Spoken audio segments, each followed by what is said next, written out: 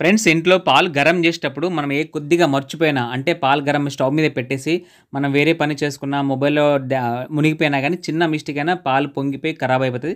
ఇట్లాంటి ప్రాబ్లమ్స్ మాత్రం నాకు చాలా సార్లు వచ్చినాయన్నమాట. సో, దానికోసమే ఈ బౌల్ తీసుకున్నా. దీన్ని ఇది స్టీల్ పాత్రతో చేయబడి ఉంటది. అల్యూమినియం కూడా కాదు. సో, మంచి స్టాండర్డ్ ఉంటది. దీన్ని మిల్క్ బాయిలర్ అంటారన్నమాట. సో, మిల్క్ బౌల్ గానీ, మిల్క్ బాయిలర్ అన్నా పర్లేదు. సో, దీనికి ఉన్న అడ్వాంటేజ్ ఏందంటే ఒక చిన్న నట్ వస్తది. ఆ నట్ ఓపెన్ చేయాలా. ఆ నట్ ఓపెన్ చేసిన తర్వాత మనం దాంట్లో కొన్ని వాటర్ పోసుకోవచ్చు. సో, మనం యాడ్ చేసే మిల్క్‌ని బట్టి మనం వాటర్ పోసుకోవచ్చనమాట. సో, ఒకవేళ మీరు హాఫ్ లీటర్ పాలు పోసారనుకోండి, ఒక పెద్ద గ్లాస్ ఉంటది ఇంట్లో. సో, ఆ పెద్ద గ్లాస్ తోటి దాని నిండా ఒక వాటర్ పోయండి. పెద్ద గ్లాస్ నిండా. లేకుంటే ఒక 250 ఎంఎల్ పాలైతే మాత్రం ఒక చిన్న గ్లాసుని పోసుకోండి. ఇందులో అట్లా హోల్‌లో పోసిన తర్వాత దానికి కూర్చున్న నట్ ఏదైతే ఉంటదో దాన్ని ఫిట్ చేయండి. ఫిట్ చేసిన తర్వాత ఆ వాటర్ ఎట్లాగో బయటికి రావు. సో, మనం పాలను బట్టి వాటర్ యాడ్ చేసుకోవాలా. సో, ఇది మాత్రం గుర్తుపెట్టుకోండి. సో, దీనివల్ల మనకున్న అడ్వాంటేజ్ ఏందంటే పాలు పొంగిపోవు. సో, దీన్ని చూసుకుంటూ ఉండాల్సిన అవసరం కూడా మనకు లేదు. పాలు గరం చేసి గరం పెట్టేసి స్టవ్ మీద పెట్టేసి మన పని మనం చేసుకోవచ్చు. బట్ మంట మాత్రం సిమ్‌లో పెట్టాలి. ఫుల్‌గా పెట్టొద్దు.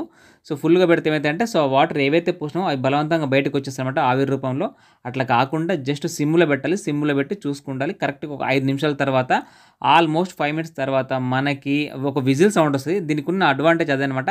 దీనికి ఒక విజిల్ ఇచ్చిర్రు. సో, ఆ విజిల్ వస్తది. సేమ్ మనం కుక్కర్‌లో ఉడకబెడితే ఎట్లయితే రైస్ గానీ, పప్పు గానీ ఎట్లయితే విజిల్ సౌండ్ వస్తదో దీని కూడా అంతే అనమాట.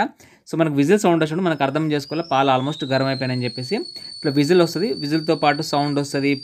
ఐ మీన్ ఎయిర్ బయటికెళ్తదనమాట. సో, ఆవిరి రూపంలో వాటర్ బయటికెళ్ళిపోతా ఉంటాయి. దాన్ని బట్టి మనం అర్థం చేసుకోవాలి. అర్థం చేసుకొని దాన్ని ఇంకా మీకేమైనా డౌట్ ఉంటే సరిగ్గా గరం అయినాయో లేవో అని చెప్పేసి మీకేమైనా డౌట్ ఉంటే పాలది మూత ఓపెన్ చేసి చూసిన తర్వాత దాని పైన ఒక మీగడ వస్తది కదండీ! మీగడ అట్టు లెక్క దాన్ని చూసుకోండి. దాన్ని బట్టైనా సరే మీరు అర్థం చేసుకోవచ్చు పాలు గరమేనని చెప్పేసి.